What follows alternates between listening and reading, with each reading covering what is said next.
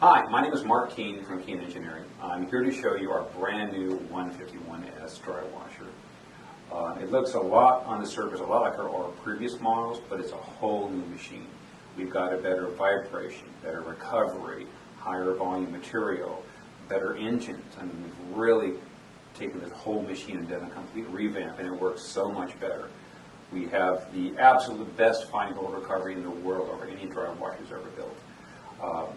Our engine and blower we have is the best system. We've really gone through the entire machine. So I'm going to just give you a couple quick, go through a couple quick things of some of the new enhancements. Probably some of the major improvements we've done is actually in the recovery box. All right, now the scrubbing pins is a big part of the new system. And basically what happens is when the gravel falls onto the scrubbing pins, it will bounce around, and it will actually break up and come in contact with the pins. It also creates a nice even flow of material. On all the other dry washers, including our previous model, it was a little bit more mature on the center and a little bit lighter on the sides. Now with this new scrubbing pin system, besides breaking up the material better, it gives you a nice even flow of material. So that's been a major improvement right there. All right, now I'm going to talk about a few things about the riffle board. One major improvement is that we've created a dead air space in front of each riffle. In other words, if you have your riffle like this and you got your cloth right here, well, as the air passes through, it's a little, like a 1/4-inch dead air space right here. So it doesn't agitate the material right up underneath, up in the corner of the riffle. So we found that little trick made a minor improvement in fine gold recovery. So I'm going to show you what we have inside. This is basically the same riffle board we had in the past, just enhancements. And most of the changes, or a big part of the machine, is this new riffle cartridge that we've come up with. Now, it's really interesting the way it all goes together. You've actually got 4 separate layers inside this riffle cartridge. Starting at the bottom, you have a polyester cloth. It's a very, very staticky cloth. It's the type of cloth when you're a kid, you walk around, you touch someone, and you give them a good shock. And then underneath that, we have a sheet of Lexan or polycarbonate. And that's what creates the dead air space. And then also creates, it stores the static. In fact, there's several different kinds of static. There's actually a chart that you can look at, and it tells you how well this plastic will store static electricity. And most plastics are like 3 to a 5. This is like a 7 or an 8. So it's one of the highest static storing plastic we could find. That's why we chose it. The next thing we have, just underneath your cloth here, is a layer of like a Buna rubber. It's kind of like a waffle pattern. The same thing you see people putting in like their toolbox as a liner. And it works. It's very simple. You know, rubber, like if you rub a balloon against your head and you stick the balloon along the sticks, that's static electricity. And then on the top layer, we have actual silk screen. It's really a polyester screen, but it's the same cloth that they use to make T-shirts. So it's designed to be stretched and pulled, and we found it to be extremely durable. But the main thing that makes this thing work good is not all the individual components, but the combination. We call this the soft bed technology. See, if you were to dissect it, you would see that each layer is independent. You have your polyester cloth, your polyester carpet rubbing against the Lexan. The Lexan is rubbing against the rubber, and the silk screen is running against the rubber. So you get all those 4 components together, you get an extremely high static electricity charge. In fact, you can actually take like a ohm meter and and actually measure like somewhere between 5 and 10 milliamps at a constant charge, and we were never able to do with our older machine. We'd build a static charge over time, but it wouldn't generate a constant charge. So this is also a patented iron, and I cannot believe what improvement this makes.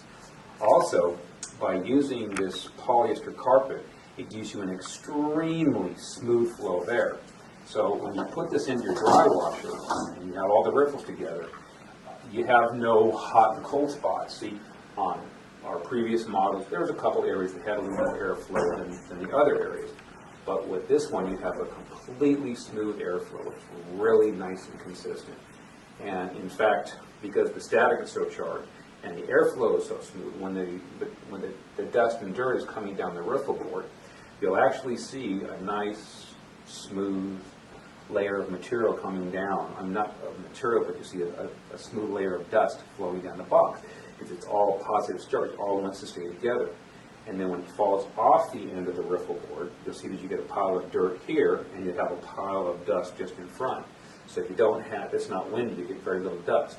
On a comparison of, let's say, between 1 and 10, and we'll call most of the standard dry washers, including our previous model, was like a level 10 in dust. This is probably about a level 5. It's about half the dust you used to have. So that alone is a huge improvement. And it's an easy machine to work with, easy to put together, easy to assemble. So you'll have extremely good fine wheel recovery. You have extremely low dust.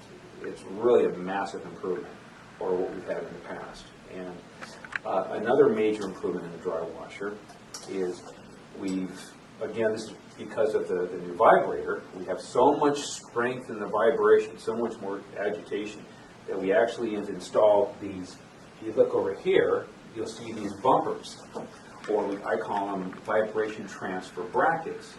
And what those are doing for you is it transfers the vibration from the recovery box into the hopper, into the legs and into the hopper. So for you guys that have a lot of experience in dry washing, I'm sure you all remember we're always banging on our hoppers and hitting it with a shovel and taking a glove and dragging the material up and down. But with this model, it's really no need, because this vibration, this hopper shakes so strong that it just, again, breaks up your dirt clods and conglomerates and lets it fall into the recovery box. So I'll show you a little view of this from the back side. So we call this a blast gate. Now this is a very important feature of the new dry washer. And it's all part of, again, it's because of the new vibrator system and the new soft bed technology, riffle board, that require a little more control. So what we've done is we have an adjustable door here. You can actually regulate the amount of air that's going to start the box. We typically operate the blast gate in the middle position. That lets about a small amount of the air off. But for example, if it is fully closed, it creates more air pressure in the box, and you'll have more lift on the material. If you don't want so much lift on the material, you can open up the door. Also, by opening up this door, what you can do is you can actually increase the speed of the vibrator. If you can actually do this. If you listen carefully, you can actually, as you raise the door, you hear the vibrator speeding up. And as you lower the door, you hear the vibrator slow down. So, what we found, as an average, you run it in the middle position. You can look at the instructions; it'll give you some more details on how to have it set. But we play with that quite a bit and find it to really make a big improvement. All right, another big improvement on our dry washer is we've now upgraded it to a high-end braze and strap engine. Plus, if I have an opportunity to get a quality engine for a good price, I'd much rather buy American than buy a Japanese or a Chinese motor. On this new engine here, it is a fully ball bearing, it has a steel sleeve, they've gone ahead and incorporated a oil filtration system, which is nice, so it gives you greater oil capacity and cleaning. So this engine's going to hold up a lot better than our previous model. The previous one we used was, I think it was a Honda GCV, and it was an aluminum sleeve, bushing bearings, and it did okay, but this thing already, I'm getting reports in the field, it's lasting 2 to 3 times longer than our previous engine. So we're really happy with it. One other thing, we've had this system here for quite a while, and what it is a heat exchanger on the head of the engine, and what it does, it pulls the heat from the motor into the blower. Now, if you're not familiar how a gasoline engine is cooled on something similar to this, you basically, there's a flywheel in the motor, or a fan, and it sucks the cool air in through the air cleaner into the heat exchanger, into the blower. And what's nice about the heat exchanger, it actually pulls more air through the recoil starter, and it actually helps keep the engine cool. So this engine is really holding up very well. Now, what the hot air does for the dry washer, it does 2 things. Number one, when you blow hot air into the dry washer, that means you're going to have higher static electricity charge. Number 2, you have a huge drying capability. You take a standard dry washer in moist ground, they just fall apart under the moisture. The gravel doesn't separate well. You don't get the bouncing in the riffles. But when you put that good hot air in there, it makes a big difference, and it'll dry the material up in just a few seconds versus having to run multiple passes for the dry washer. So we're real happy with this new improvement. Hi, my name is Mark Keene. I'm here today to help you put together your brand new 151S dry washer. I just laid all the pieces out so you can see what comes in the box. I've already unpackaged everything, so that makes it a lot easier.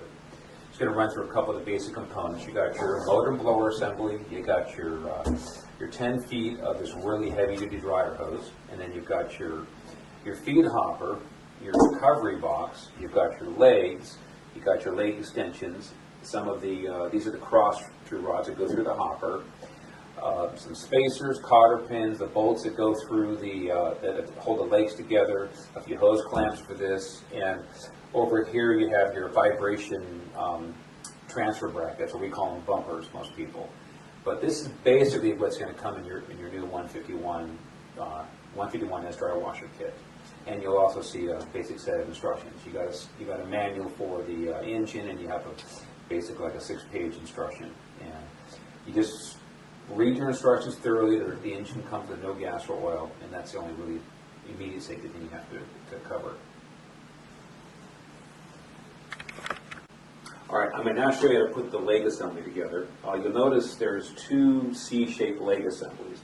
So what I'm going to do is there's a long one and a short one. I'm going to first assemble the short one. So I'm going to grab that, and I'm going to grab my vibration adapter brackets, or bumpers, whatever you want to call them. And all you do is you depress the little button here, and you slide your brackets down. And you come, probably about an inch or so before you hit, or just slightly above the bend, I'll lock it in. And I'll do the same on this side. Depress your button, slide it down, raise it up a tab, get it lined up at the bottom, just around this beginning of the bend, so that's a good start. Now I'm going to grab my 2 extension tubes. Now both these tubes are actually different lengths, and that's done on purpose so that it makes it slightly easier to assemble, and I'll show you a little later in the tape. So I'm going to take this here, and you'll notice that there's 3 hole positions. And I'm going to take it, drop the frame on, press the button. There's 1 hole, 2 holes. Okay. I usually just start in the middle. I usually run it in the middle position most of the time. Now again, I'm going to go first, second position. Okay, so that's that portion right there. So I'm going to lay this down. And now what I'm going to do is I'm going to grab the longer leg, and it looks like I'm going to go on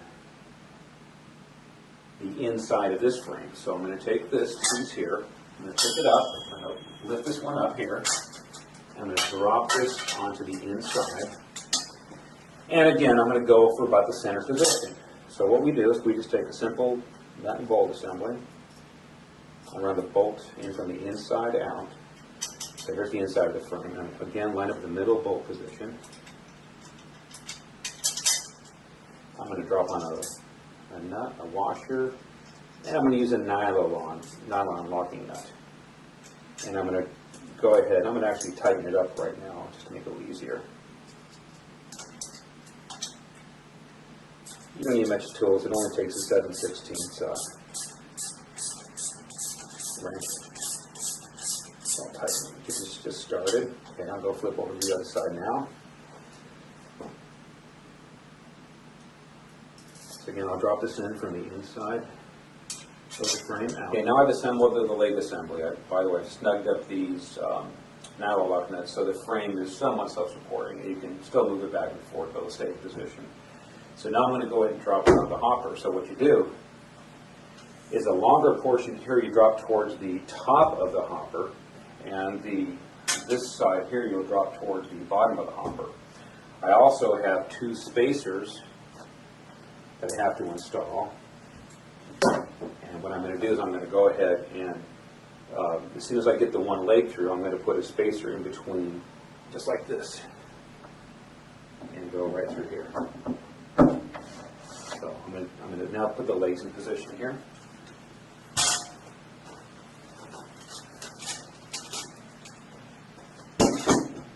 I'm just going to set them back here for a minute. I'm going to actually assemble the rear legs, the rear assembly first, because I can actually open this up and I can see the rod go through. So there's no spacer on this side, so I'm going to go ahead and drive this through here.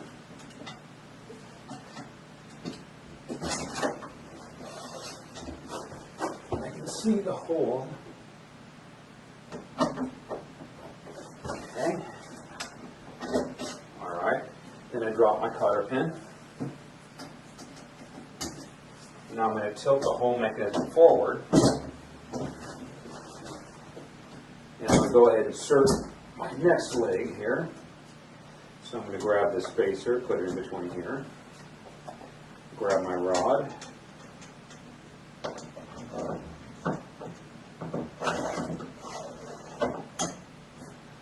That was luck. It's usually a little trickier to get that rod to go through. So I'm just going to push this big spacer in here. Push the rod through. And set my cotter pin.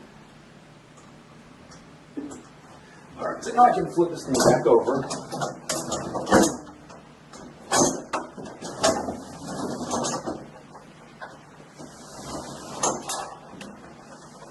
So there's your basic frame setup. It's really easy. It took me about 10 minutes or so, and I haven't done it in a while, so I'm a little bit rusty.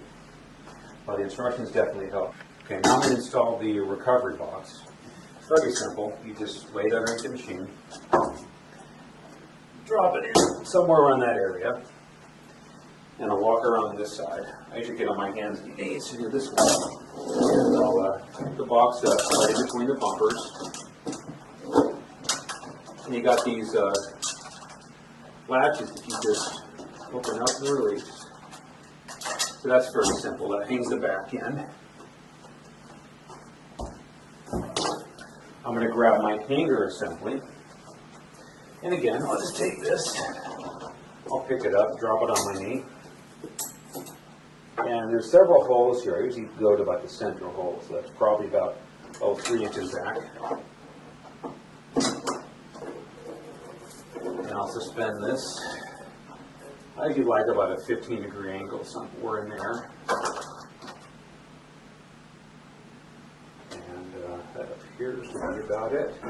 So that's your basic assembly of your standard unit, is the 151S. You want to put the blower over here, so when you dust the machine generates, will blow away from the motor. And it really does make a difference. You want to replace air cleaners and things like that as often. But really the only tools I'm going to need at this point is a couple of hose clamps, a screwdriver to finish up the assembly. So I'm first going to go ahead and assemble the hose to the blower. Put your hose clamp on first. It always helps you get a little twist with the hose in a clockwise motion.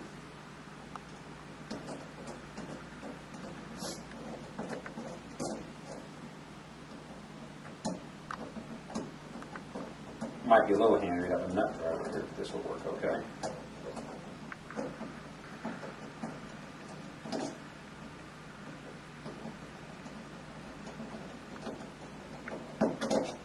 Okay.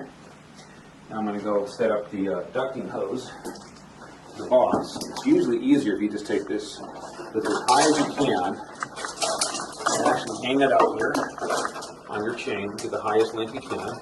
Okay. And that gives you more room to get into here. And I usually like to run my hose underneath it. And you kind of want to give the hose a little bit of a memory in it. And I'm going to pre-tighten my hose clamp up here a little bit. A little easier to do it down here than when you're reaching up over something or under something.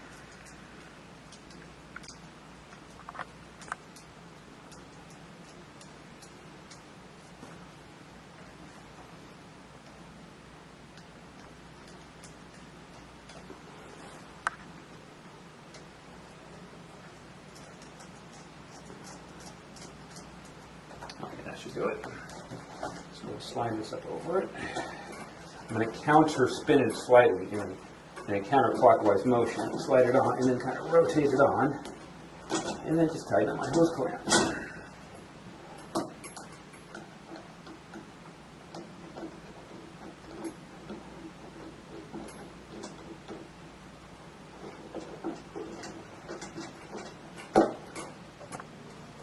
All right, now I got the hose tight.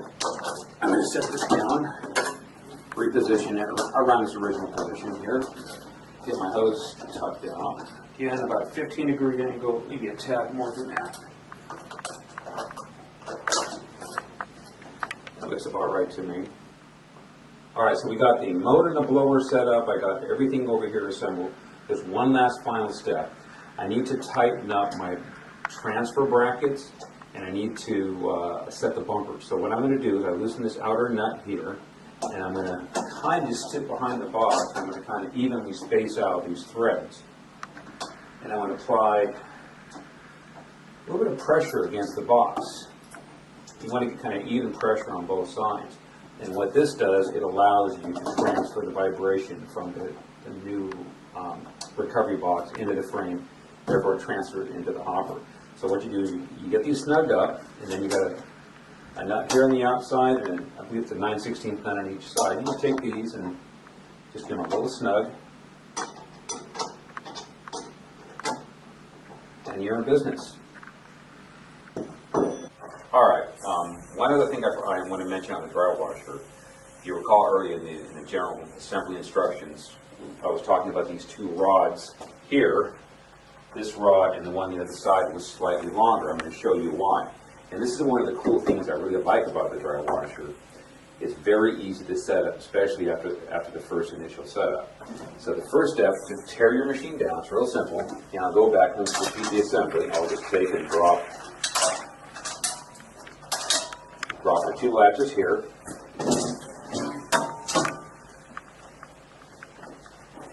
And then I'll grab my chain. And I'll remove my whole recovery box.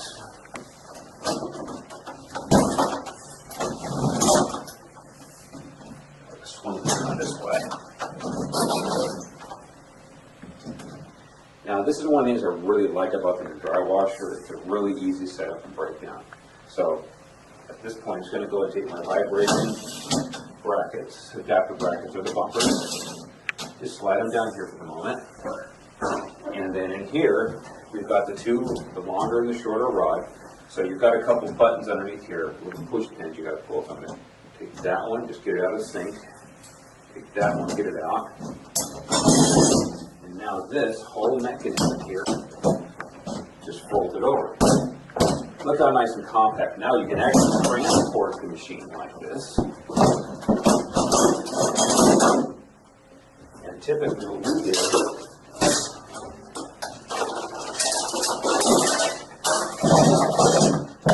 to keep it compact, you can set it up on this. Now the beauty of this, it fits on a backpack frame simply. So you know it's a very portable piece of equipment. And to put it back together, real simply,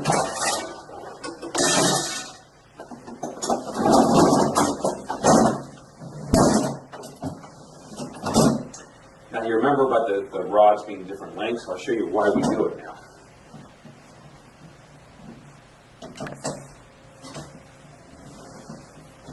Okay, and this is a little tricky. You'll notice you got two rods. One's longer and short. So what I'm going to do now is I'm going to take this here. It's nice to have someone to help you, but and I'm going to push this one to get the first rod lined up. Okay, now I'm going to get the second one lined up.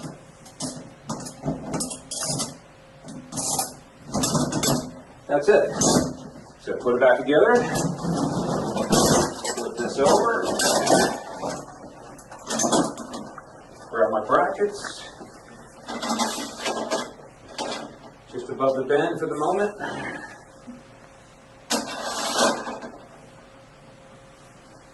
Now how cool is that?